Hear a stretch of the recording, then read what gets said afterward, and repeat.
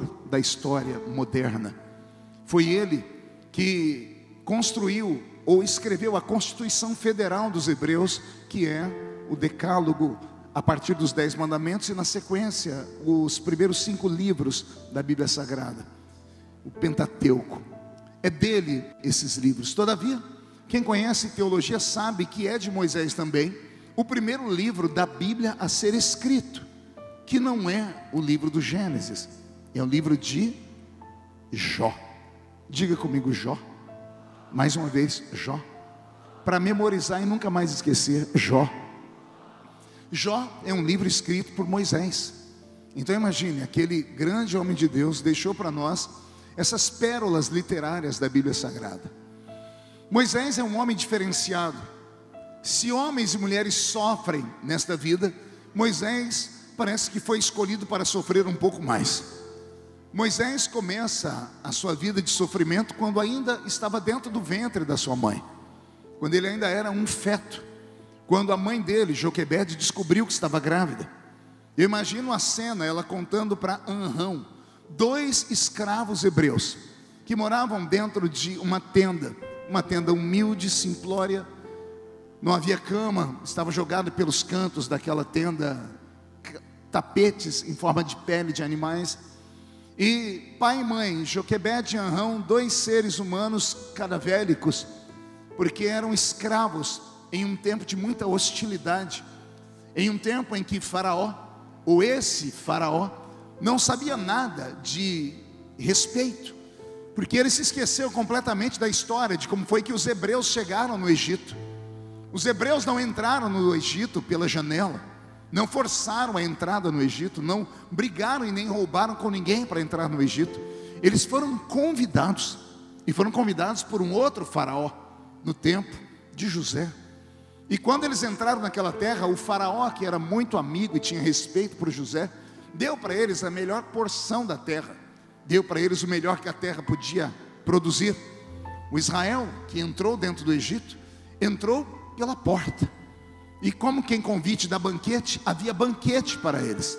Eles comiam do melhor da terra, bebiam do melhor da terra e moravam no melhor espaço da terra.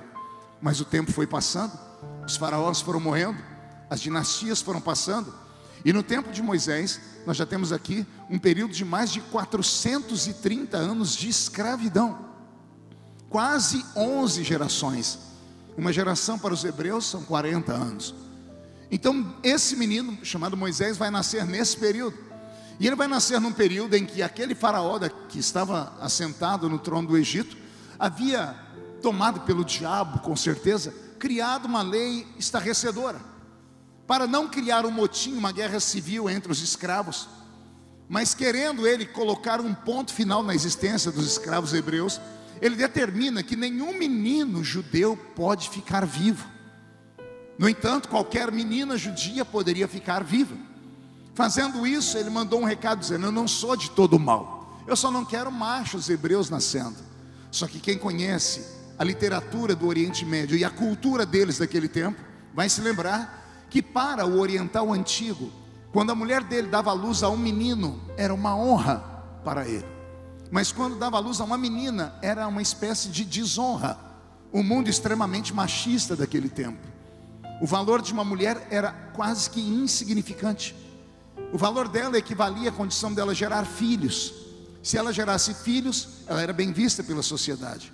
Se ela não gerasse filhos, ela era amaldiçoada e até repudiada pela sociedade. E quando ela gerava filhos, ela deveria gerar filhos homens para o seu marido. Quando gerava uma filha menina, o marido se aborrecia e lutava para que mais vezes, para que as próximas gravidezes fossem menino, até que o menino nascesse naquela família, porque o menino carregava o nome do pai, era ele quem ia dar longevidade à existência do pai. Então imagine isso naquele período. Então o faraó se aposta desse pensamento e diz aos hebreus: se nascer um menino, ele morre; se nascer uma menina, ela vive. Só que como nenhum pai judeu quer ser pai de uma menina, e nenhum pai judeu quer trazer sobre si o sangue dos seus filhos, esse faraó conseguiu criar uma lei estranha. Ele fez com que as 12 tribos de Israel entrassem no acordo para que os seus filhos não se casassem mais, porque se casassem, iriam dormir juntos, e ao coabitar juntos, era natural engravidar. E como não havia método contraceptivo naquela época, não havia nada químico, como não havia fórmula nem condição de descobrir se seria menino ou menino, escolher o sexo, então o recado foi dado: a nação de Israel vai ser extirpada da terra, porque se nascer menino morre, se nascer menina vive. Nenhum pai quer ser pai de menina, e se for menino vai morrer. Nenhum pai quer o sangue de um menino nas mãos. Faraó mandou um recado para os hebreus, dizendo: a partir de agora eles não vão se casar mais, porque não vão querer ter sobre si nem a vergonha de ter uma menina, e nem o peso do assassinato de um menino. Está resolvido o problema com a existência dos hebreus. Só que havia uma tribo entre os hebreus que não era uma tribo normal, era uma tribo de gente maluca. Era uma tribo chamada de tribo dos levitas. Parece que tem alguém na tribo aí. A tribo dos levitas era a tribo da adoração. Foi a eles que Moisés concedeu o direito de estarem no santuário. Vocês conhecem isso mais do que eu. Foram eles os escolhidos por Deus para carregarem a arca, para a construção do templo, para a construção do tabernáculo, para dar a Deus os sacrifícios. Era da tribo dos levitas que vinham os levitas mor, que eram os levitas por natureza, que vinham os levitas que eram escribas, que vinham os levitas que eram tangedores, que vinham os levitas que eram cantores. Eram esses levitas que depois de uma longa caminhada se tornavam sacerdotes, e eram esses sacerdotes que depois de uma longa caminhada se tornavam sumos sacerdotes. Então a tribo dos levitas era uma tribo de adoração, mas nem sempre eles foram respeitados em Israel. Lendo a história deles, um dia eu tive uma crise de riso, porque eu descobri que do meio das 12 tribos, a tribo dos levitas era a tribo que era menos amada pelas outras 11 tribos. Pergunte por quê? Porque era a tribo da turma que não gostava de pegar no pesado. Os levitas não gostavam do cabo da enxada, os levitas não gostavam de arar terra, os levitas não gostavam de apanhar sementes, os levitas não gostavam de ir para o barco, criar barcos ou pescar. Os levitas era a turma dos louvores. Os levitas só sabiam cantar e dançar. Era a turma do auê. E alguém pode dizer: por que eles tinham raiva deles? Porque enquanto os outros trabalhavam no pesado, os levitas só cantavam.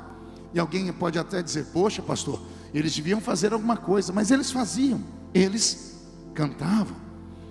Imagine como é que alguém aguenta durante 430 anos o peso de uma chibata nas suas costas, ser escravizado sem nenhum tipo de esperança. De onde é que esse povo arrumava força para acordar no dia seguinte e não se insurgirem em uma guerra e continuarem trabalhando na expectativa de uma esperança? Tudo dependia da música dos levitas no fim do dia. Enquanto as pessoas cuidavam das feridas daqueles que passavam o dia todo no sol, os levitas pegavam seus instrumentos e cantavam dizendo: ei Israel, acredite, o Senhor ainda é Deus. Foi uma levita que criou essa música quando eles estavam atravessando o Mar Vermelho. Alguém lembra de Miriam? Quando parou todo mundo do outro lado, está todo mundo olhando para o Mar Vermelho. O mar está vermelho pela primeira vez na história, porque quando as águas se fecharam em cima dos cavalos e soldados de Faraó, o corpo deles foi dilacerado pela pressão das águas, e as vísceras de homens e animais ficaram flutuando em cima das águas do mar, e o Mar Vermelho ficou vermelho pela primeira vez na história. E quem olhava isso ficava parado, paralisado, em expectativa de terror. O silêncio foi quebrado porque uma levita foi lá nos seus pertences, enfiou a mão numa sacola e pegou um pandeiro, colocou a perna em cima de uma pedra, tirou uma nota musical na coxa e gritou: ei Israel, só o Senhor é Deus, só Ele é Deus. Glória a Deus.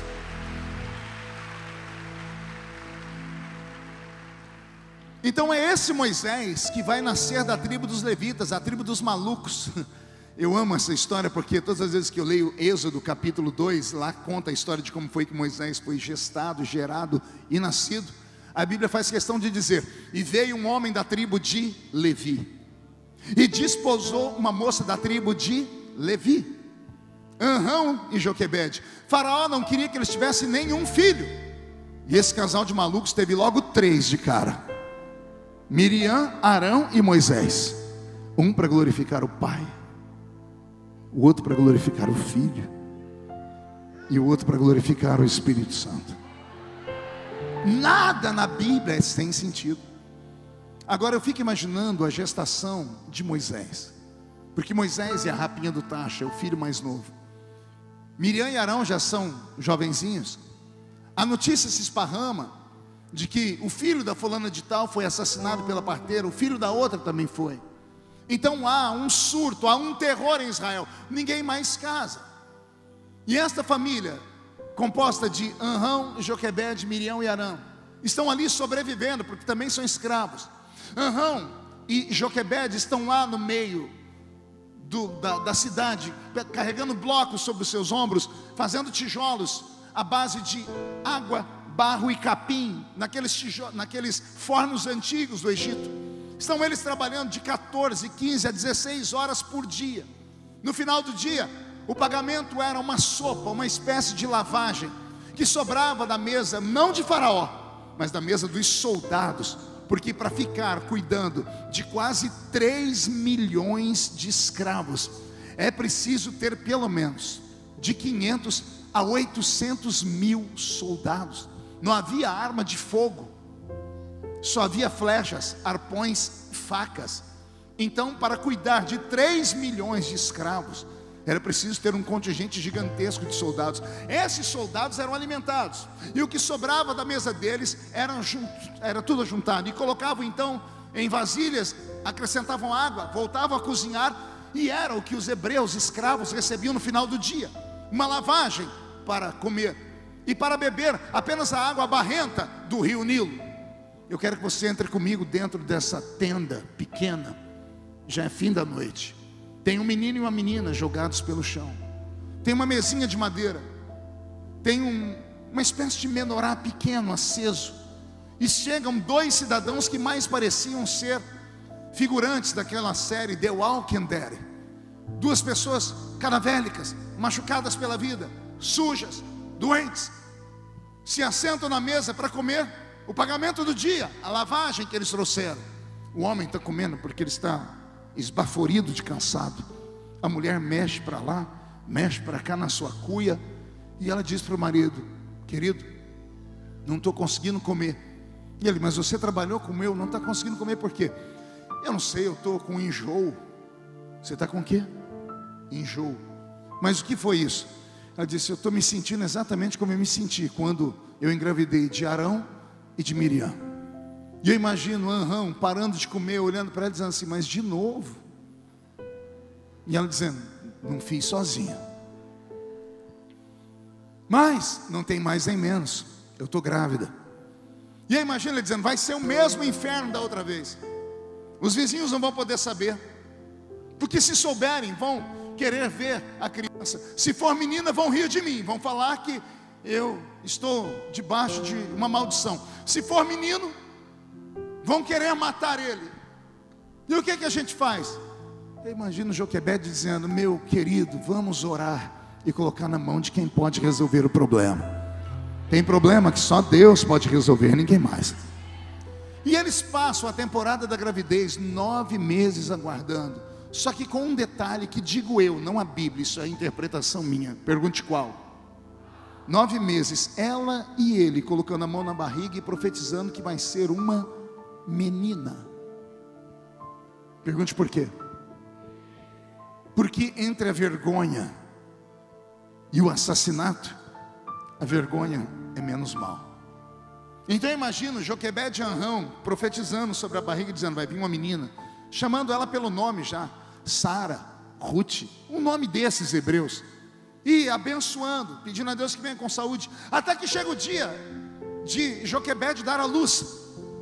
E quando ela vai dar à luz, uma parteira é chamada, uma parteira egípcia, e a parteira entra dentro daquela tenda, é colocado para fora Arão, Miriam e Arão. O pai e as 2 crianças estão do lado de fora, e lá dentro está uma hebreia. Uma hebreia vai dar à luz de cócoras, porque era assim que as mulheres judias davam à luz no antigo mundo.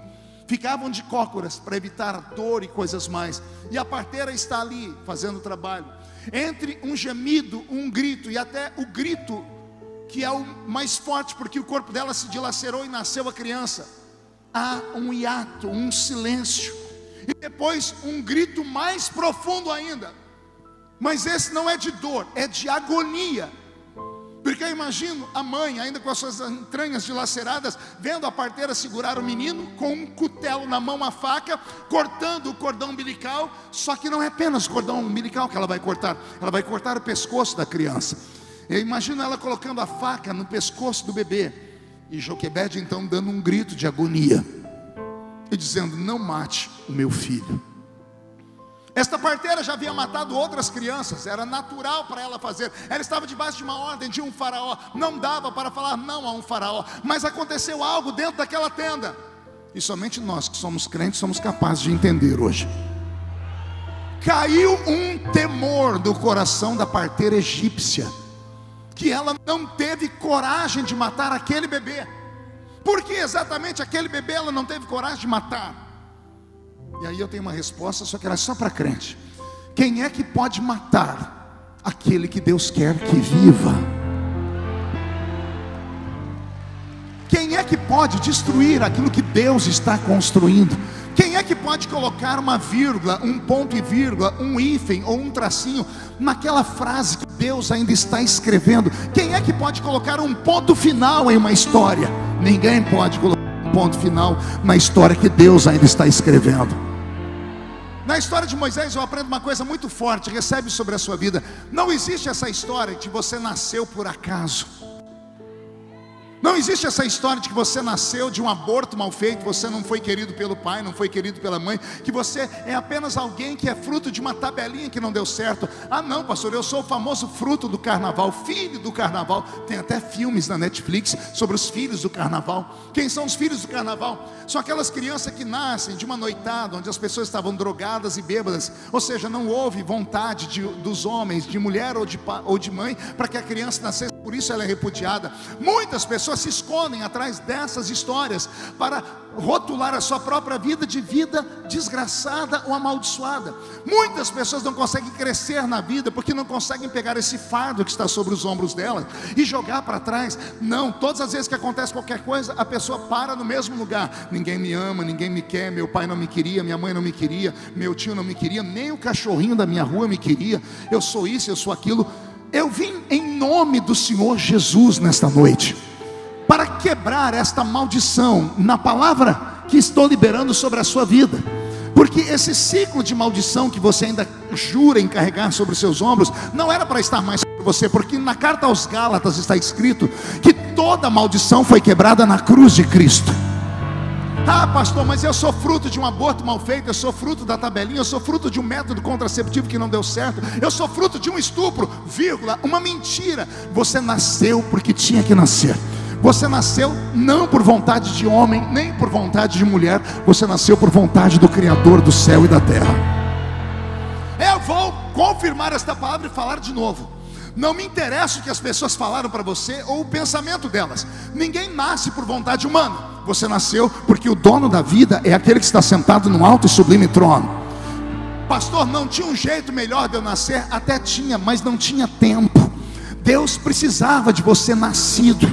Deus tinha um plano na sua vida, uma história, uma missão na sua vida. Ou você acha mesmo que você veio aqui para a igreja, por exemplo, mesmo depois de salvo, quando alguém pergunta o que você é, você diz: eu sou membro de banco. Você acredita mesmo nessa história? De que Deus mandou o filho dele morrer na cruz do Calvário para que você se envolvesse com a família dele e aqui dentro ficasse se julgando membro de banco? Membro de banco é verniz, prego, tinta, madeira, plástico, isopor e outras coisas mais. Eu não prego para membros de banco, eu prego para membros do corpo místico de Jesus Cristo de Nazaré. Eu prego para homens e mulheres que têm o nome escrito no livro da vida. Eu prego para homens e mulheres que têm talentos guardados dentro de si, e alguns só não conseguem trazer o talento para fora, porque no lugar onde deveriam trazer o talento, estão carregando traumas, estão carregando pesos do passado, palavras malditas, palavras negativas. Eu sei que tudo isso existe, eu sei que tudo isso faz um efeito muito grande na cabeça da gente. Eu sei que tem gente aqui que faz terapia, eu também faço terapia, porque não sou um ser humano normal. Mas todas as vezes que eu quero entrar em um limbo, em uma caverna, achando que eu não sou nada nem ninguém, o Senhor Deus manda o Espírito Santo falar no meu ouvido, dizendo assim: você vale muito, você vale tanto que nem todo ouro e prata desse mundo poderia te comprar, mas o sangue derramado do meu filho na cruz do Calvário foi suficiente para te trazer aqui. Não me interessa o que você passou na sua vida de quando você nasceu até hoje. O que me interessa é o que vai acontecer depois desta noite aqui. Depois desta noite, anote. Você vai sair pelas portas dessa igreja com tanta unção, com tanta autoridade, que quando você colocar o pé na rua da sua casa, Zé Pilintra, Zé Pilantra, Exu Caveira, Tranca-Rua, Preto Velho, Nega Velha, obra de feitiçaria, galinha preta, grão de milho, tudo isso vai virar poeira. Porque por onde você passar depois desta noite, as pessoas vão ver em você um campeão da vida, vão ver sobre você uma luz, uma glória, uma graça. E se tem alguém que acredita nisso, por favor, agora não grita não, dá um berro de glória a Deus no lugar, grita!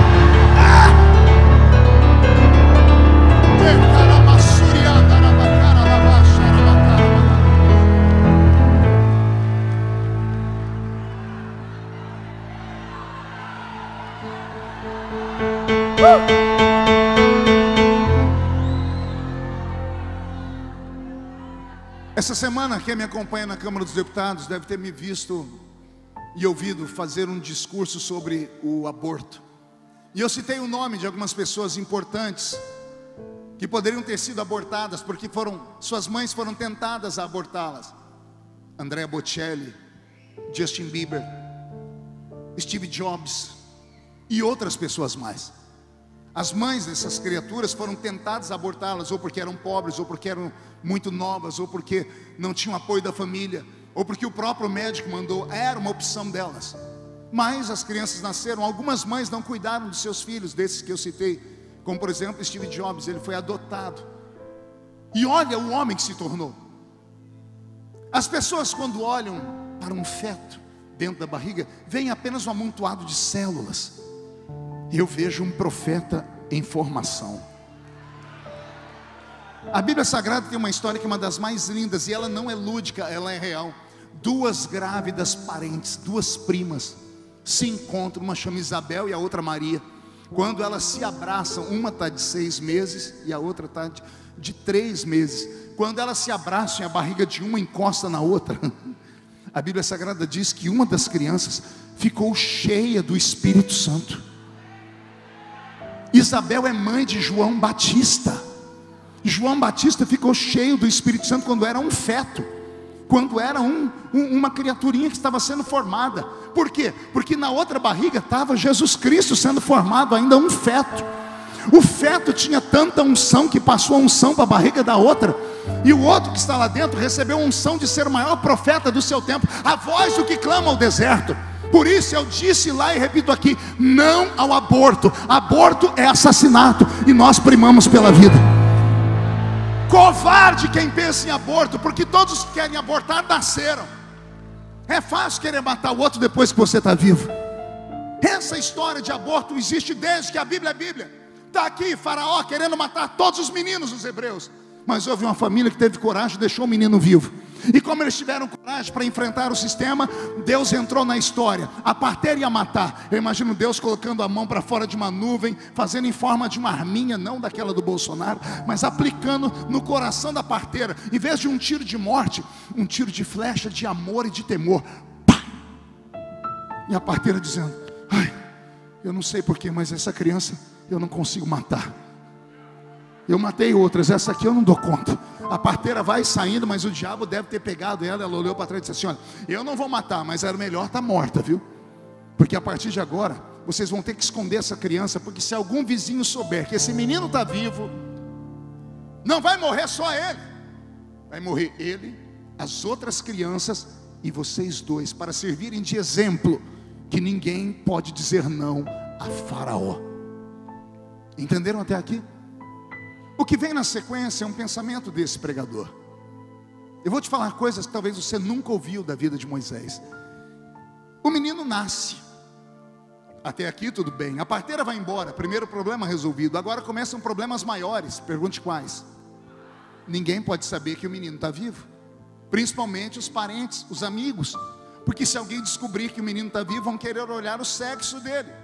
E quando olhar o sexo e ver que é um menino, a notícia vai esparramar, e alguém que perdeu um menino na mão de uma parteira vai dizer, se matar o meu, tem que matar esse também.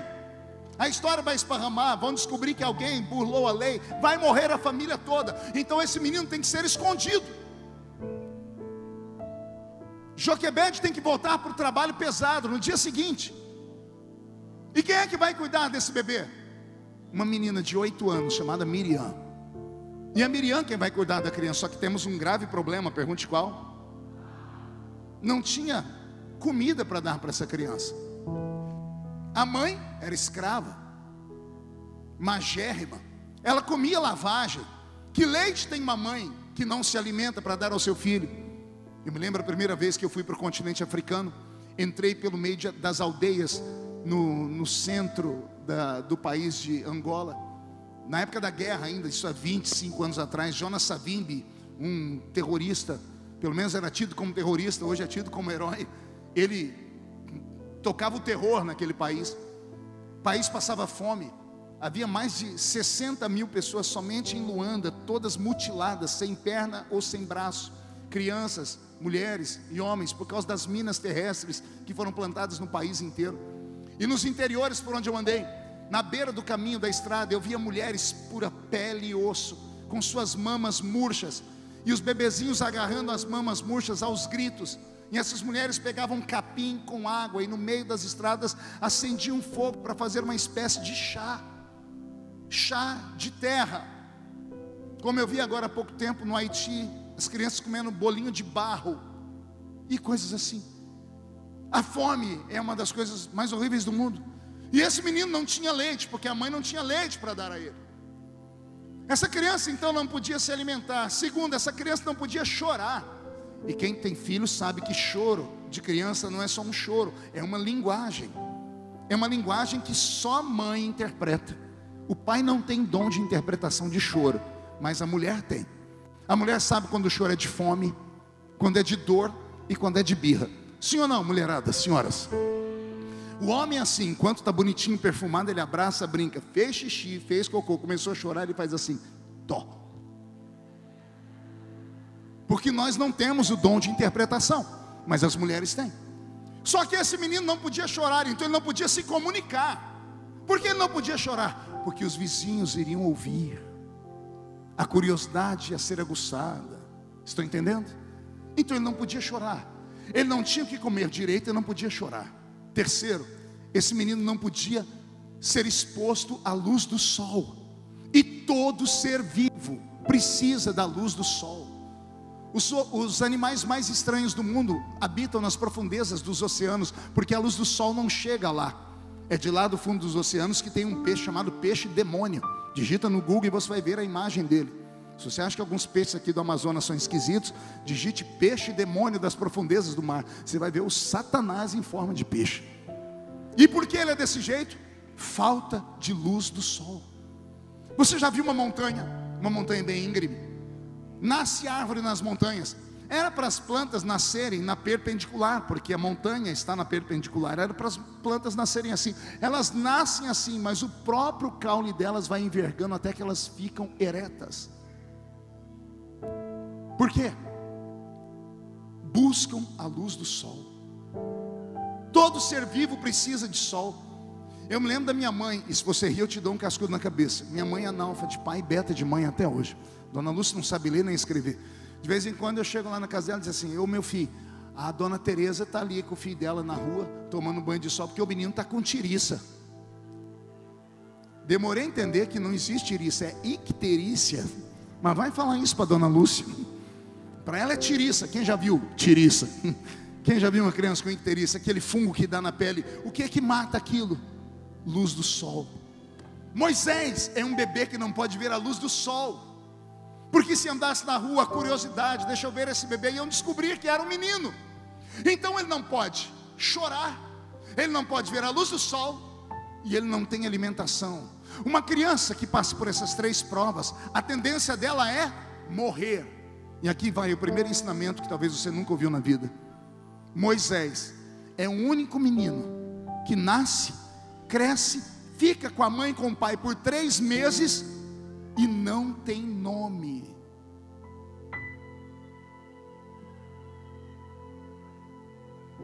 Isso, põe os neurônios para pensar aí. Ele não tem nome. Quem é que põe o nome nele de Moisés? Ninguém leu a Bíblia?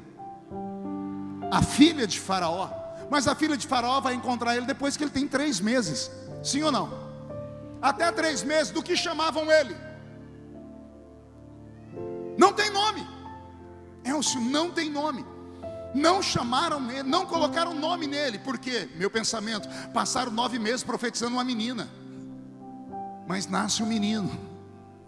Quando nasceu o menino, eles não sabiam o que fazer com ele. Porque esse menino é mais um problema do que um sonho para eles. Como esse menino não pode se alimentar, como ele não pode ver a luz do sol, como esse menino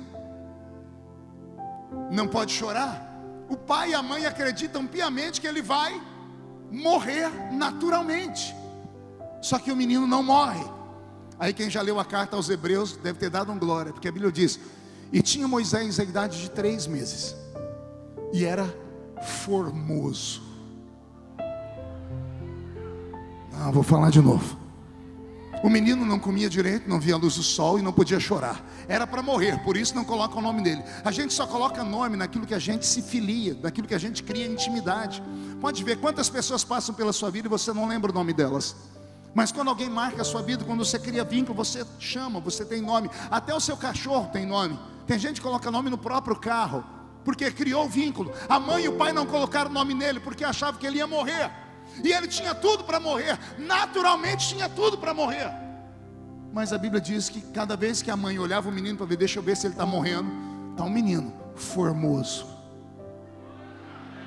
Não, vou falar até você entender. Era para estar uma caveirinha, era para estar um menino com a boquinha roxa, era para estar pele e osso, caveirinha. E a mãe toda vez que chega em casa do trabalho diz: como é que está aí, Miriam? Mãe, o menino não estou aguentando mais pegar ele não, porque está engordando. Mas está engordando como se ele não tem comida?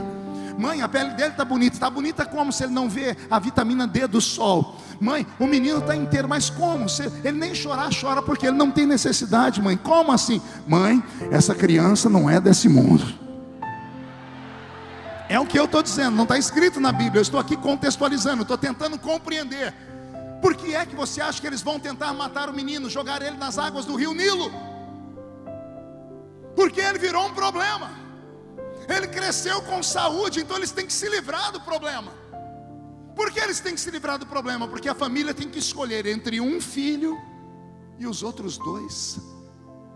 Eu imagino a noite de choro, quando Joquebede e Arão, dialogando, falaram: ele não vai morrer. Nossos filhos correm risco de ser mortos por causa desse bebê. E eles chegando à seguinte conclusão: então, vamos sacrificar ele. Vamos jogar ele nas águas do rio Nilo. Havia uma cultura naquela época que o Nilo tinha os seus deuses. E um dos deuses do Nilo, o poderoso Leviatã, sempre era alimentado com um sacrifício humano, principalmente em épocas de seca, para aplacar a ira dos deuses.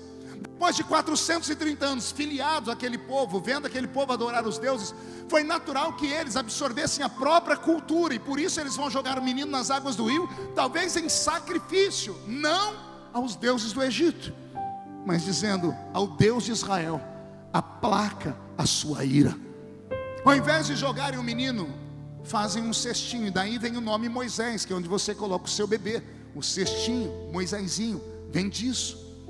E aí colocam o menino desse cesto, calafetam um cesto e jogam ele nas águas do rio. Eu já li livros sobre Moisés, e um dos livros que eu li, achei muito interessante, porque o escritor não acreditava em milagres. Então ele diz que quando Joquebede colocou o menino nas águas do rio, Miriam foi e amarrou uma cordinha no cesto e foi dando corda, e ela ficou na beira do rio segurando o cestinho. O escritor contou isso porque senão o cesto ia se perder. Não era uma lagoa, era o rio Nilo. Vocês estão acostumados com o rio grande, vocês sabem o tamanho do rio. Então, eles dizem que Miriam fez isso, mas isso não funciona, é improvável, porque na beira do rio fica cheio de capim, fica cheio de engastalhos, de árvores. Ela ia se enroscar, não aconteceu isso. Eles jogaram o menino ali mesmo para que o menino morresse. Vocês vão muito para Israel. Quando forem ao Egito e estiverem lembrados do que eu estou pregando, chame um dos homens lá como é que chama as pessoas que ensinam os caminhos lá? O guia. Chama um guia egípcio e pergunte para ele onde possivelmente era o palácio de Faraó aqui nos tempos de Moisés. E ele vai te dizer, ali. Aí você pergunta para ele, onde foi que supostamente jogaram o menino Moisés? E ele vai te mostrar um outro lugar, bem aqui embaixo. E aí você faz o cálculo e não bate. Porque o menino, o lugar onde jogaram ele, porque ficava próximo à terra dos escravos, e a terra dos escravos ficava no baixo Nilo, e o palácio ficava no alto Nilo. Aí jogaram o cestinho aqui, a correnteza era para levar o cesto para baixo. Aí o cesto ganha o motor e começa a subir. Você não entendeu? Vou falar de novo. Jogaram o cesto, era para o cesto descer, aí o cesto sobe, contrariando a lei da gravidade, contrariando a lei dessa terra, contrariando a lei dos homens. O que o senhor quer dizer, pastor? Eu quero dizer que quando Deus quer que alguém viva, Ele quebra todas as leis que Ele estabeleceu, se for preciso, porque Ele é soberano e não tem que dar satisfação a ninguém. A ninguém.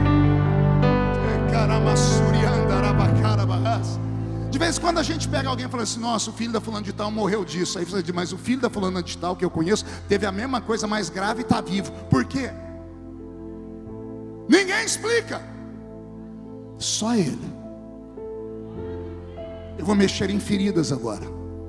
Tem pessoas aqui que carregam sobre si um carimbo de dor e sofrimento. E não é de sofrimento agora, não é de sofrimento de um mês, é de sofrimento desde que se entende por gente. Foi violado, foi violentada. Sabe quando tem aquelas reuniões de família, que é um tédio, final do ano reúne a família toda, e se ficasse todo mundo só rindo, tudo bem, mas aí alguém puxa o passado, e aí começam as histórias mais escabrosas e vexatórias da vida. Aí de repente alguém fala assim, ó, fulano de tal aqui, ó, quase morreu. Quem aqui tem um quase na vida? Quem aqui já quase foi dessa para outra? Num acidente, num afogamento, caiu no rio, virou o barco, caiu numa cisterna, um acidente de carro, tomou um choque, isso, aquilo. Quem já passou por isso? Você já se perguntou por que você não morreu naquele dia?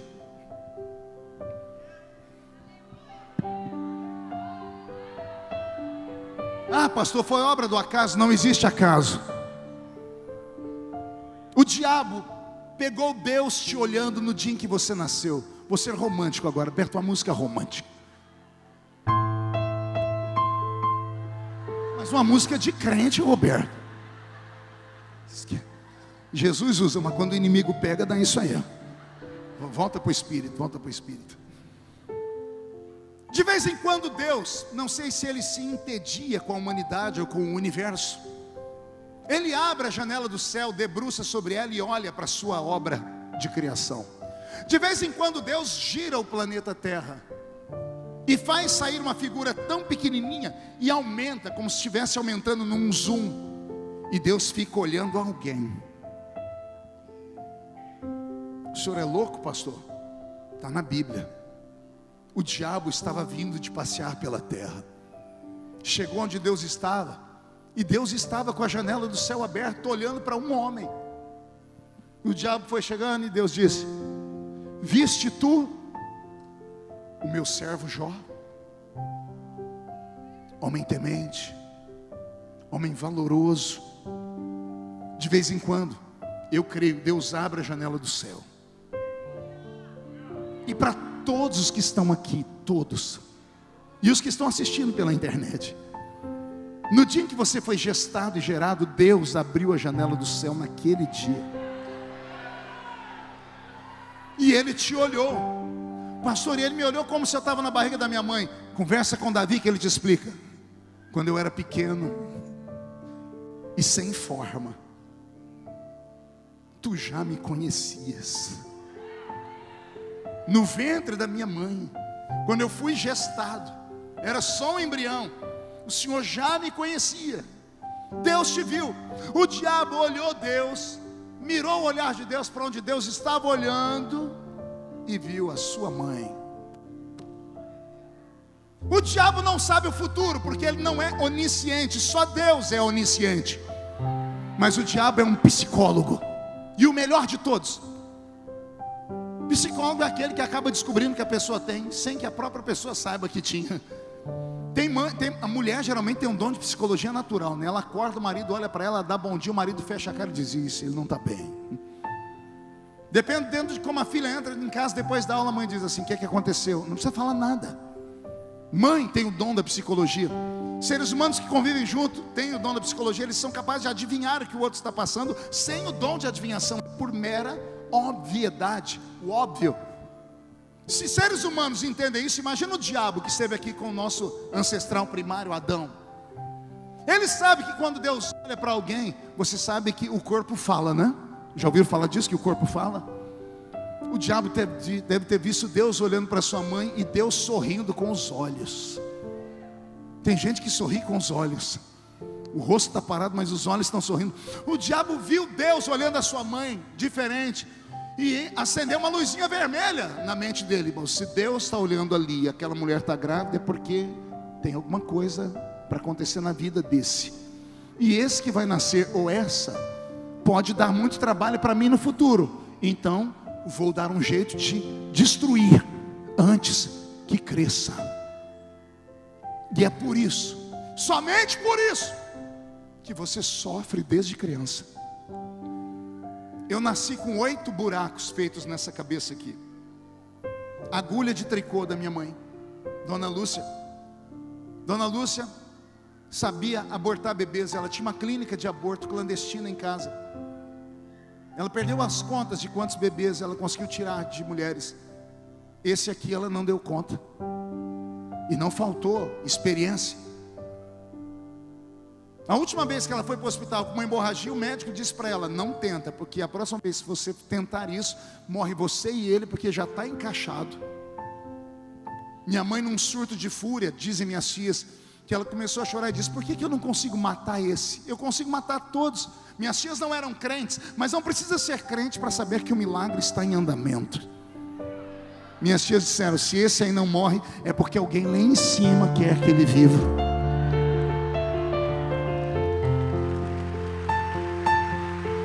Você está entendendo o que eu estou falando? Eu vim aqui hoje, como eu disse agora há pouco, em nome do Senhor Jesus, para tentar aliviar um pouco do fardo, da dor de existir num mundo injusto, da dor que você carrega de ter nascido em uma família desestruturada, na tribulação que você carrega na sua alma, que faz você mesmo se automutilar. Você mesmo acaba se boicotando, porque quando você vai até um certo ponto e bloqueia, não consegue passar dali, porque você consegue olhar para a sua existência. Você olha para o retrovisor, e ao olhar para o retrovisor você só vê acidentes, pancadaria, gente xingando, falando mal de você, isso, aquilo. Você mesmo se boicota, porque você colocou na cabeça que você é um fardo nessa existência. E você não é um fardo nessa existência. Você é um sonho de Deus encarnado nessa existência. Ah, meu pai, minha mãe, deixa eu te dar uma palavra com base na Bíblia. Pai e mãe não são nossos donos, são mordomos. Filhos são herança. Se são herança, foram passados de alguém que é dono. O seu dono está sentado num trono nesta noite. Ele apenas disse ao seu pai e à sua mãe biológicos e colocou eles na sua vida, ou o pai e a mãe do coração, porque você foi adotado, ou alguém que cuidou de você. Essas pessoas que estiveram ao seu lado não são seus donos. Não interessa o que eles falaram para você. Não importa se falaram que você ia ser isso ou aquilo, bandido, prostituta, não interessa. Arranca isso da sua alma e fica com aquilo que Deus diz sobre você. Tu és meu, chamei-te pelo teu nome, eu te escolhi, eu vou escrever a sua história, eu vou te colocar assentado entre os príncipes da terra, eu vou lá no monturo e te cato pela mão direita, eu salto muralhas com você. Alguém está entendendo o que eu estou pregando aqui? Então reage, pelo amor de Deus.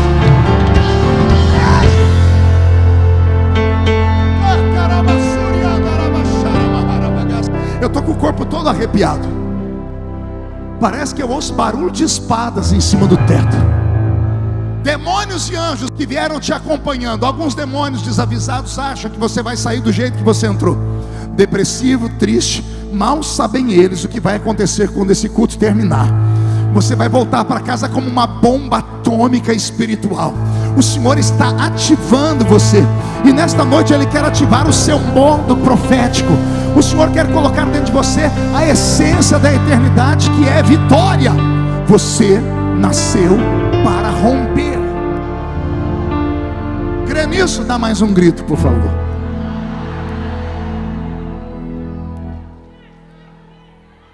Então não importa como você chegou aqui, o que importa é que você está aqui, e o que você vai fazer com aquilo que você recebeu. Eu quero repreender nesta noite, em nome de Jesus, o espírito de piolho que se apossou da sua vida. Espírito do quê? Não ouvi. 1, 2, 3. Quer perguntar que espírito é esse? Piolho é aquele bichinho que anda pela cabeça dos outros.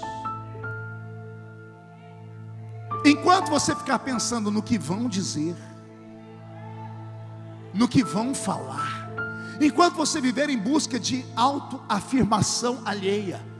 Ah, pastor, meu pai não me reconhece, minha mãe não me reconhece. Pastor, nem o meu urubu me reconhece. Enquanto você se sentir o verme do carrapato, enquanto você se sentir um lixo tóxico e humano, você será exatamente isso. Você precisa se amar. E vou falar de novo. Você precisa cuidar da sua autoestima. Você tem que dar beijinho no ombro para as pessoas que riem do seu cabelo, da cor da sua pele, da roupa, do jeito que você faz, dos seus gritos extravagantes. Quando alguém vier falar com você, ou rir de você, ou debochar de você, só lembre disso aqui: essa pessoa paga as suas contas ou não? Não pagou suas contas? Mande um recadinho para eles. Vai encontrar um tanque cheio de roupa suja para lavar. Vai catar coquinho na primeira descida que encontrar aqui depois de Manaus. Diga para eles: eu estou em uma construção, não posso descer. Pegue os Sambalates e Tobias da sua vida e mande eles plantar batata. O Senhor não te trouxe nesta noite apenas para você participar de um culto de entretenimento. O Senhor te trouxe aqui hoje para puxar a sua orelha. Você é filho de Deus, você não é um indigente. Você não é alguém que caiu de uma mudança. Você tem pedigree espiritual. O seu DNA está envolvido no DNA de Deus. Como assim, pastor? Você nasceu 2 vezes. Na primeira vez herdou características genéticas do seu pai e da sua mãe. Na segunda, herdou características genéticas do seu pai. Se você tem características de Deus dentro de você, reage mais uma vez.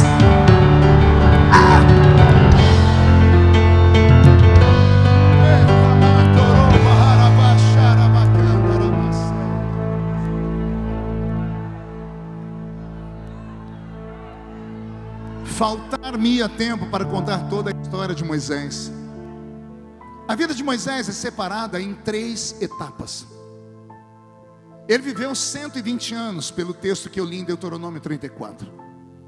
A vida de Moisés é separada em 3 etapas de 40. De 0 a 40, de 40 a 80 e de 80 a 120. De 0 a 40, ele cresceu achando que era alguém, porque ele carregava o rótulo de ser filho da filha de Faraó.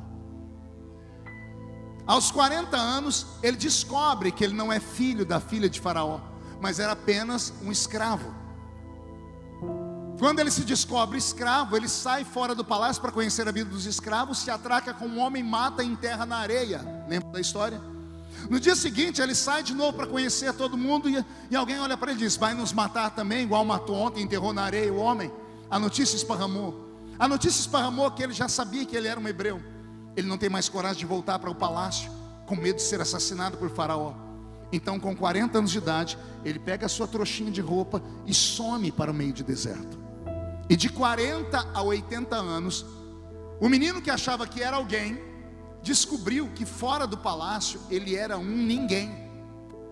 Porque ele teve que começar a trabalhar como pastor de ovelhas, teve que aprender a guerrear. A pele do seu corpo muda, porque agora ele está exposto ao sol. Ele se torna quase que um beduíno.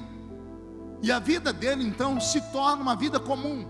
De 40 a 80 anos. De 0 a 40 ele pensava que era alguém. De 40 a 80 ele descobriu que ele era um Ninguém. Pergunte, por quê, pastor? Porque Deus, antes de encher, Ele tem que esvaziar a criatura. Deus tinha que tirar de dentro dele o orgulho, tirar de dentro dele os pensamentos que ele achava que era alguém, tinha que tirar de dentro dele tudo aquilo que ele havia aprendido no Egito. Ele tinha que estar humilhado, vazio. Isso levou 40 anos. Agora ele tem 80 anos. Quantos anos? E acontece um fato que só vai entender quem lê a Bíblia minuciosamente. A Bíblia diz que Moisés, com 80 anos de idade, pegou o rebanho do seu sogro Jetro, as ovelhinhas dele, e foi pastorear essas ovelhas em Midian. Todavia, Moisés foi pastorear ovelhas no alto das montanhas em Midian. Não existe relva para ovelha em montanha. Não existe lugar para se ter um aprisco no alto de montanha. Bodes ficam no alto de montanha, ovelhas não. Moisés não foi no alto daquele monte naquele dia para pastorear ovelhas. Digo eu, Marco Feliciano, não a Bíblia. Pelo que eu entendo, pelo que eu li, Moisés se afastou o máximo que pôde de toda a sua família. E com 80 anos de idade, ele sentou em uma pedra, vendo as ovelhinhas do lado dele, num lugar onde ninguém jamais iria achá-lo, no meio de um arquipélago de montanhas. E ele, mais uma vez, olha para o retrovisor da vida. E tudo que ele lembra, de antes de nascer até aquele momento, foi só dor, mentiras e enganação. E é natural que uma pessoa que faça uma reflexão dessa na sua vida, ela chega à seguinte conclusão: não vale a pena viver. Porque se é para viver só sofrendo, alguns acham melhor saltar desta vida para outra. Pensamentos de suicídio devem ter vindo à mente dele. Digo eu, não a Bíblia. Eu posso imaginar Moisés sentado em uma pedra, tirando da cintura um cutelo, uma faca, pegando uma pedra e amolando. Ele já tem 80 anos, o seu corpo já é flácido. Ele escolhendo um órgão vital para ele fincar a faca, para ele se matar. Ele está pronto para deixar esta vida. Eu imagino Deus levando ele ao limite, para esgotar de dentro dele todos os pensamentos de esperança e força.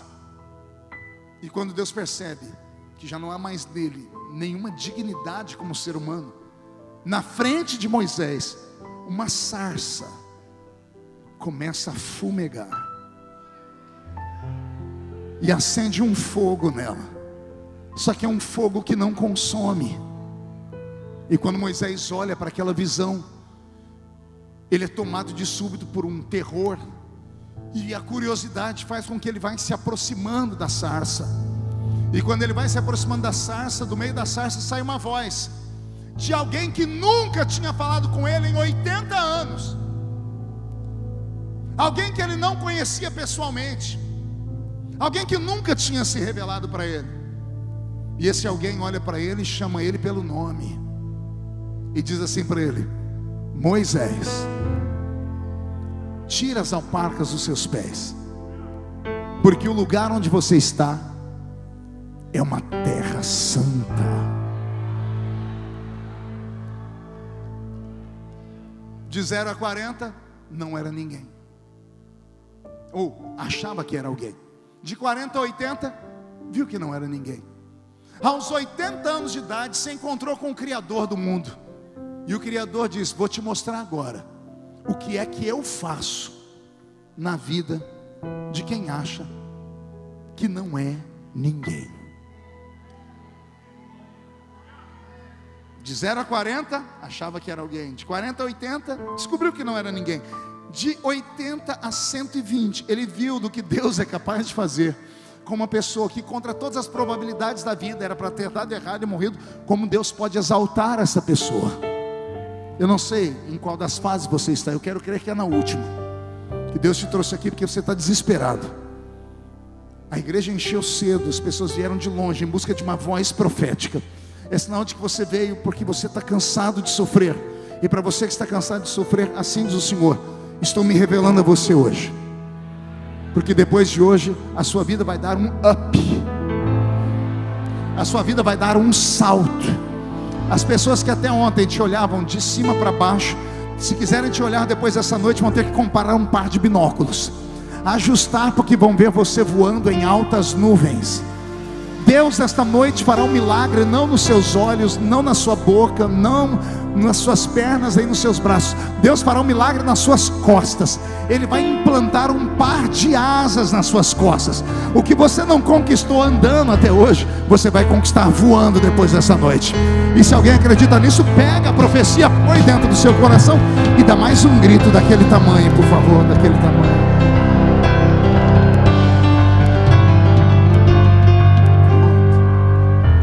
Glória a Deus. Agora que eu terminei a introdução da palavra, eu quero começar a pregar o texto. É brincadeira, tem horário para acabar isso aqui. Não tem? Eu tenho que estar no aeroporto 8h30. Sou eu que tenho horário, 7h13, então vamos lá. Beto, mude a música.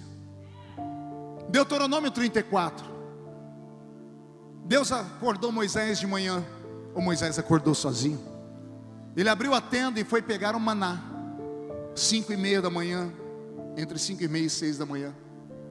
Quando ele vai colocar a mão na bacia onde ele pega o maná, ele ouve Deus falar com ele. E aí, meu amigo, está tudo bem? A Bíblia diz que Deus falava com Moisés face a face, como quem fala a um amigo. É escrito. Deus falava com Moisés face a face, como quem fala a um amigo. Então eu posso entender e acreditar no que eu estou falando. E aí, meu amigo, está tudo bem? Ô Senhor, bom dia. Está caminhando. Moisés, eu queria falar contigo. Pode falar, Senhor. Não aí. Eu preciso que você suba na tenda da congregação, no alto do monte, no nosso ponto de encontro. Tá bom, Senhor, eu vou subir. Posso chamar Josué? Hoje não. Hoje é só você. Josué pode ficar pelo menos no pé da montanha? Aí no pé da montanha ele pode.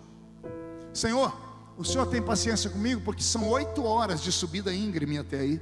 E eu já não sou mais um garotão de 80. Eu tenho 120. Sem problema, te espero. Quando chegar aqui me avisa. E lá vai Moisés subir na montanha.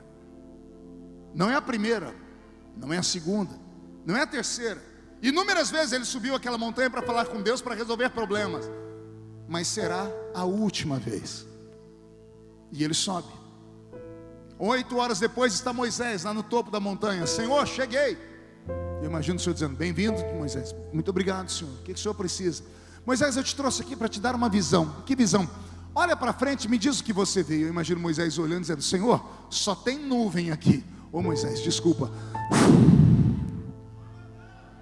E agora, Moisés? A nuvem saiu, deixa eu ver, Senhor.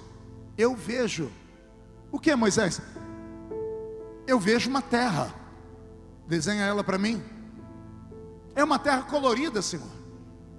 Aquela parte é dourada, aquela outra parte é esverdeada, aquela outra parte é multicolorida, aquela outra parte é meio azulada, parece um espelho. O que é tudo isso, Senhor? A parte dourada são os campos de trigo, a parte verde são jardins, e a parte colorida são pomares. E aquela parte de espelho, água, Moisés, água potável. Eu estou aposentando a rocha de Meribá hoje. Ela não vai ter que mais andar atrás de vocês para dar água para vocês. Aquela terra vai dar água para vocês. Senhor, eu estou aqui há 40 anos andando em círculos, eu nunca tinha visto essa terra. Que terra é essa? Me diz você, meu amigo. Estou imaginando já. Senhor, não brinca, Senhor. Estou brincando não, me diz que terra que você acha que é. Senhor, é aquela a que o Senhor disse que daria a Abraão, Isaac e Jacó. É a terra, Moisés. É a terra da promessa. É a terra da promessa, Moisés. Senhor, 40 anos andando em círculos e agora eu vejo a terra. Senhor, pela distância, 3 dias andando a gente chega lá. Pois é, Moisés, você está 3 dias do milagre esperado. Oh Senhor, obrigado. Imagina a emoção, Senhor, o Senhor é fiel, o Senhor fala e cumpre. Senhor, muito obrigado. Depois de uma série de preces de agradecimento, Senhor, sim, Moisés, posso descer para preparar o povo? Calma, meu amigo, você levou 40 anos. Moisés, sim, Senhor. O que você vai fazer quando chegar lá? Ah, Senhor, eu sou humilde. Não, Moisés, você merece. Fala para mim, o que você quer? Senhor, se eu puder, lá perto daquelas águas, eu quero fazer uma casa. Vou chamar os filhos de Bezaleel e a Oliabe, que eles são engenheiros. Vou mandar fazer uma casa para mim, uma cadeira de balanço, uma vara de pescar. E vou terminar meus dias pescando naquele rio ali, ó, naquela lagoa. E vou criar os meus netinhos, meus bisnetos. Vou curtir a vida dizendo para eles: não falei que Deus cumpre o que Ele promete, gente? Posso descer, Senhor? Calma, Moisés. Por que calma, Senhor? Porque eu tenho outros pensamentos para você. Me diz por que você quer entrar na terra? Porque é meu sonho, Senhor. E não é um sonho comum, é um sonho nobre. Porque os nobres têm sonhos nobres. O meu sonho é ver o meu povo liberto, não apenas do faraó, mas do deserto. Quero ver o meu povo ser independente, porque eles dependem do Senhor para comer, para beber, para vestir, para não morrer de calor, para não morrer de frio. Eu quero que o meu povo seja uma nação. O meu sonho é ver eles livres. Moisés, o seu sonho é magnífico, é poderoso. Então quer dizer que eu posso descer? Não, Moisés. Por que não? Porque o meu sonho, Moisés, é maior e é melhor do que o seu.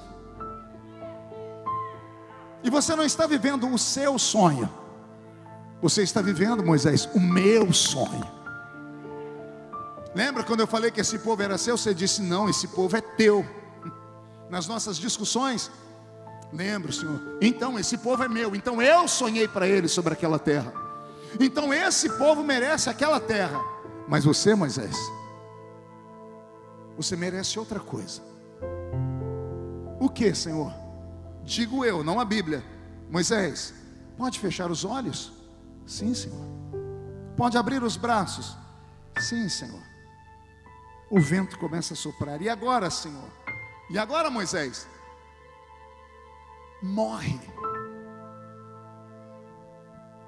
Morre, Moisés.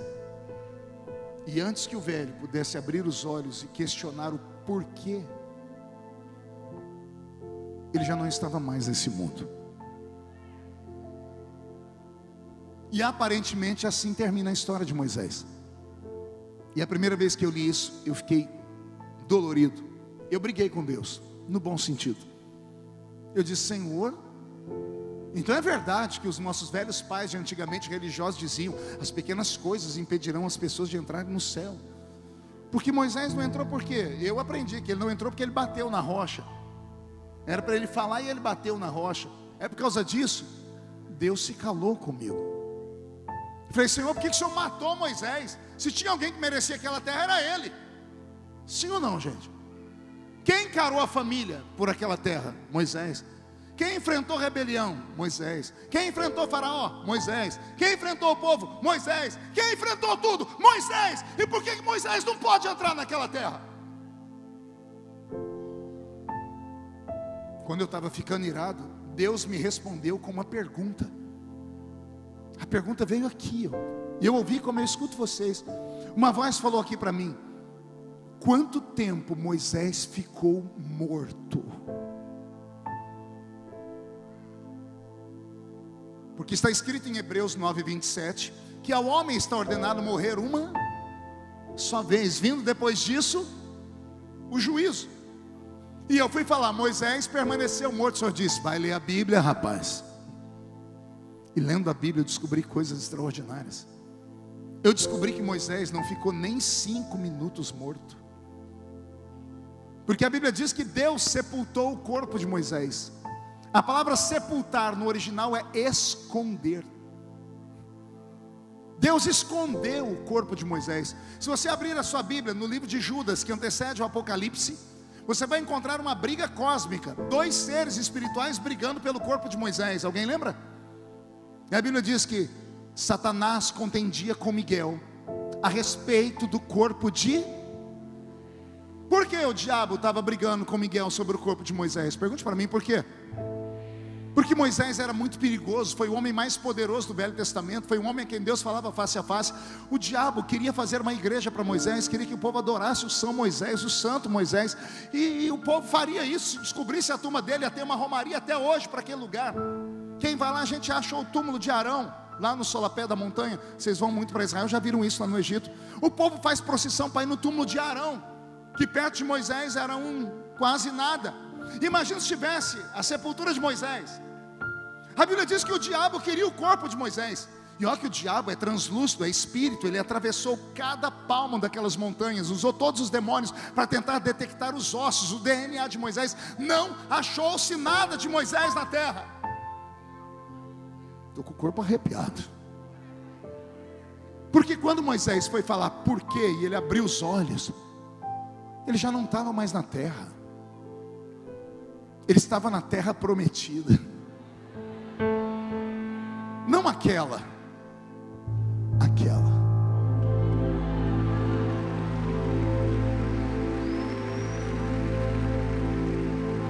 É bonito, né? Mas o crente que pensa diz: pastor, mas o sonho dele era entrar na terra. Mas quem disse que ele não entrou?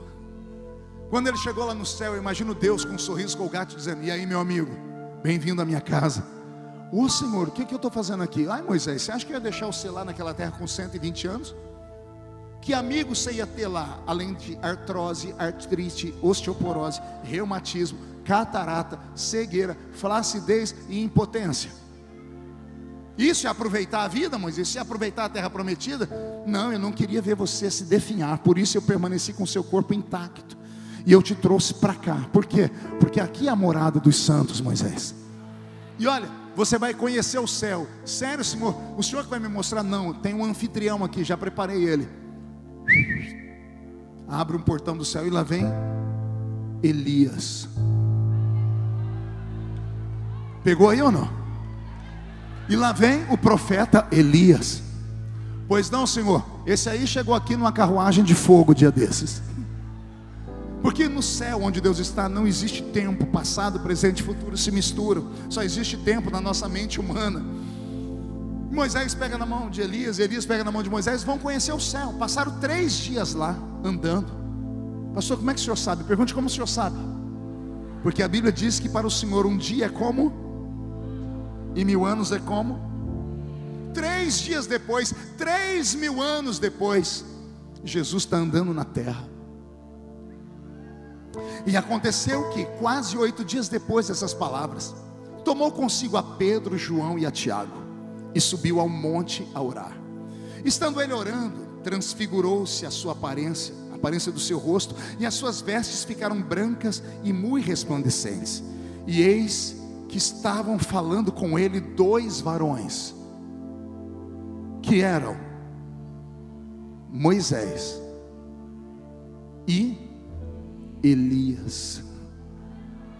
Depois que Elias mostrou o céu para Moisés, falei: Senhor, já mostrei o céu para Moisés. Moisés, agora eu vou te dar um presente. Qual? Vou realizar o seu sonho. Calma aí, volta. Primeiro o Senhor disse: eu quero realizar o meu, porque eu sou o patrão, você é o empregado. Porque o meu sonho é maior e melhor do que o seu. Eu realizei o meu sonho, te trouxe para a terra prometida. Agora eu vou realizar o seu sonho. Você quer entrar naquela terra? Elias, põe ele na carruagem e vai lá. Elias e Moisés entram numa carruagem e descem para o planeta Terra. O céu se abre. Jesus está no monte da transfiguração. Lá vem Moisés e Elias conhecer a terra. Moisés conhece a terra. Ele pisa na terra. Na terra que ele sonhou um dia, na terra que todo crente pregou a vida inteira, que Moisés não entrou porque pecou. E aqui eu quero dizer para você que Deus não é injusto. Quem julga o homem por único ato é o homem. Faça 99 coisas boas para alguém, você é santo. Depois de ter feito coisas boas, faça uma errada e vão dizer que você é um demônio. Deus não é assim. Moisés foi fiel ao Senhor, lutou, merecia a terra. Não é porque ele bateu na rocha que ele não podia entrar na terra. É que Deus queria que ele entrasse em uma terra maior, em uma terra melhor. O sonho de Deus é maior e é melhor do que o seu. Vou falar de novo. O seu sonho é grande, é bonito, mas o que Deus tem para você é muito maior, é muito melhor. Só que você não consegue entender isso ainda. E como Deus não quer perder tempo em te explicar, Ele te testa. Ele te testa porque você será aprovado. Ele prova para te aprovar. Cada dor que você sente, e ao invés de gemer, você diz: glória a Deus, você está dizendo: eu mereço receber o meu sonho. E Deus diz: e você merece receber o meu sonho, porque o meu sonho é maior e é melhor do que o teu. Vai acontecer o que você quer, mas não é do jeito que você quer, não é no tempo que você quer, não é onde você quer, não é como que você quer. Vai acontecer do jeito dele, do jeito que ele quer, quando ele quer. E quando ele manda um profeta de longe para vir num culto igual a esse, que é marcado de maneira extraordinária, é porque está chegando a hora de Deus realizar o sonho que você veio buscando há tanto tempo. Eu estou pregando só para quem tem promessa aqui. Quem tem promessa? Então fica de pé comigo, fica de pé. Se você tem uma promessa de Deus, comece a reagir. Olha que interessante. Quem foi que disse que o início vai revelar ou te levar para o futuro? Quem foi que disse que só porque você nasceu debaixo de dor e de luta, você vai terminar a sua vida debaixo de dor e luta? Não há dor que dure para sempre, não há prova que nunca acabe. O Deus que tu serves não é injusto, e Ele me trouxe aqui hoje só para te dizer: vai aguentando a prova e dando glória a Deus. Vai suportando e dizendo: Deus deu, Deus levou, bendito seja o nome do Senhor.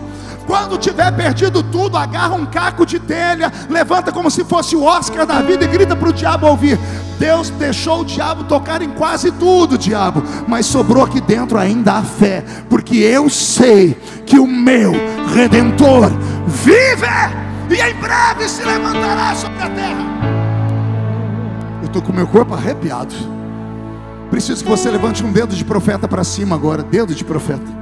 Preciso que você escolha alguém da esquerda ou da direita e aponte o dedo no nariz da pessoa e diga para ela: assim diz o Senhor, o seu sonho vai se realizar, mas antes dê a Deus o direito de sonhar também, porque o sonho dele é maior e é melhor do que o teu.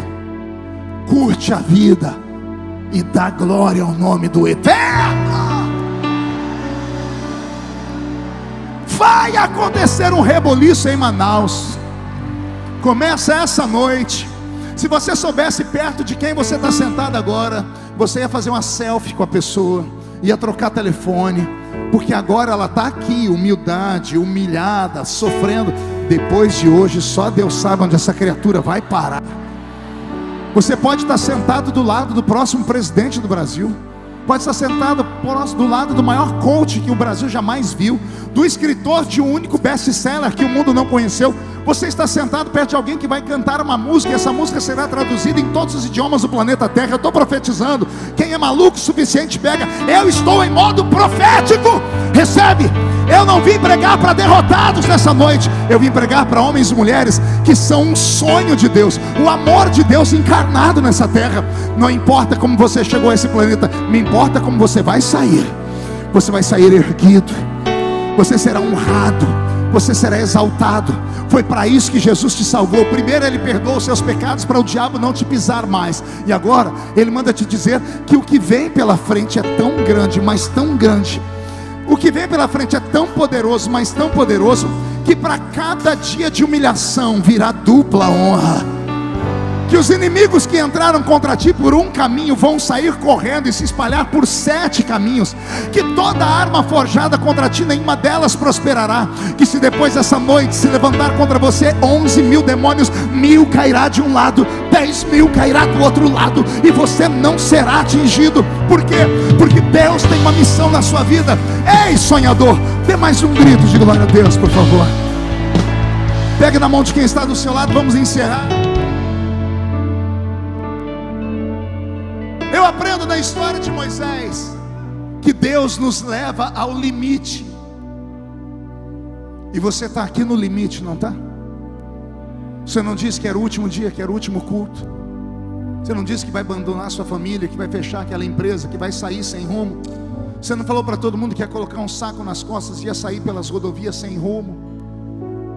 Pois bem, Deus te trouxe aqui para te dizer: a sarça vai começar a arder na sua frente. Porque você poderia estar em qualquer lugar, mas você está aqui nessa noite. Feche seus olhos. Eu poderia estar em qualquer outro lugar, mas sua glória me atraiu, tua presença me atraiu. Tentei me esconder por medo de não viver, mas sua glória me atraiu, tua presença me atraiu. Eu poderia estar. Agora que você se ligou, pode soltar as mãos e erguer elas para o céu. Mas sua glória me atraiu. Acelera. Tua presença me atraiu. Tentei me esconder por medo de não viver, mas tua glória me atraiu. Tua presença me atraiu. Oh, é que a sarça pegou fogo e não se consumiu, E a voz que saiu dela um dia me atraiu, e o meu coração queimou até que descobriu que um dia com tua glória vale mais que mil. É que a sarça pegou fogo e não se consumiu, e a voz que saiu dela um dia me atraiu, e o meu coração queimou até que descobriu que um dia com tua glória, um dia com tua glória vale mais que mil.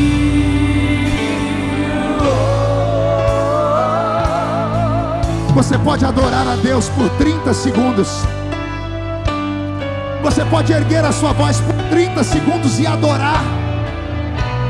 Enche esse lugar de adoração.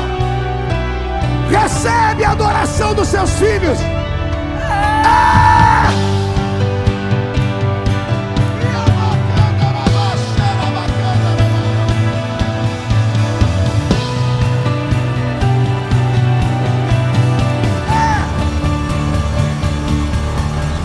A sarça pegou fogo e não se consumiu, e a voz que saiu dela um dia me atraiu, e o meu coração queimou até que descobriu que um dia com tua glória vale mais que mil.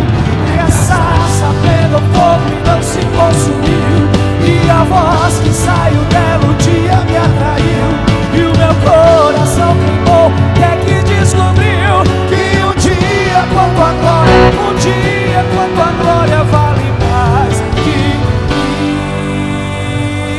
mil. Feche os olhos e abre a mão direita.